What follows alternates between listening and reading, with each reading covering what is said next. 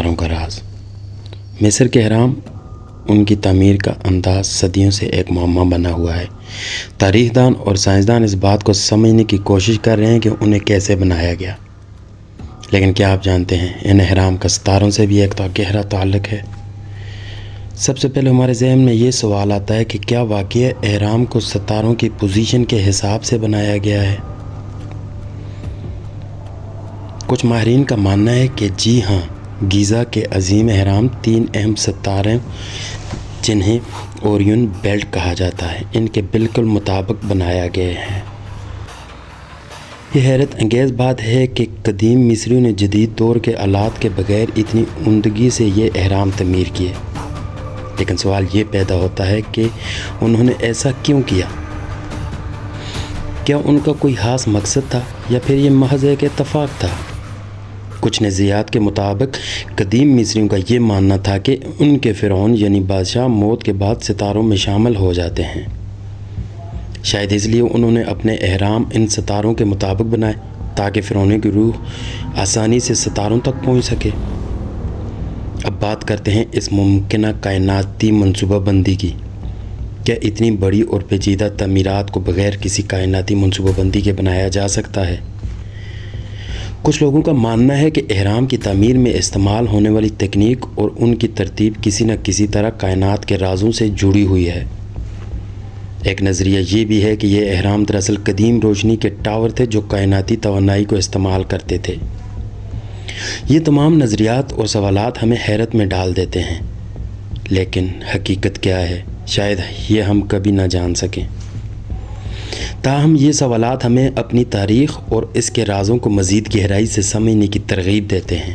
مصر کی تعمیر میں استعمال ہونے والے مواد اور تکنیکوں پر بھی غور کریں۔ پتھر کے بڑے بڑے بلاکس کو اتنی بلندی پر کیسے پہنچایا گیا؟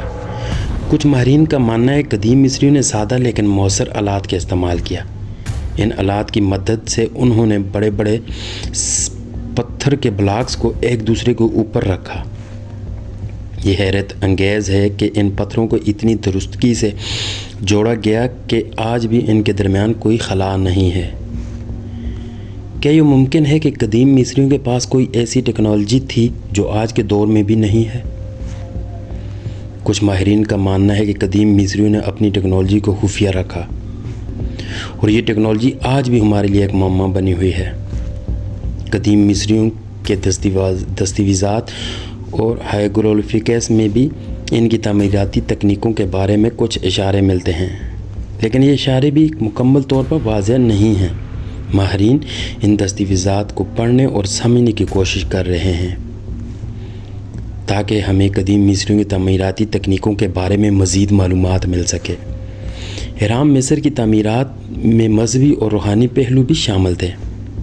قدیم مصریوں کا ماننا تھا کہ ان کے فرعون موت کے بعد دیوتاؤں کے ساتھ شامل ہو جاتے ہیں، اور اس سفر میں اہرام ان کے لیے ایک راستہ فراہم کرتے تھے۔ یہ اہرام ان کے لیے ایک مقدس مقام تھے جہاں سے وہ دیوتاؤں کے ساتھ شامل ہو سکتے تھے۔ قدیم مصریوں کے لیے اہرام صرف ایک تعمیراتی عجوبہ نہیں تھے، بلکہ یہ ان کے مذہبی اور روحانی عقائد کا ایک اہم حصہ تھے۔ آج کے دور میں بھی ماہرین اہرام مصر کے بارے میں نئی دریافتیں کر رہے ہیں۔ جدید ٹیکنالوجی کی مدد سے ہمیں ان اہرام کے بارے میں مزید معلومات مل رہی ہیں۔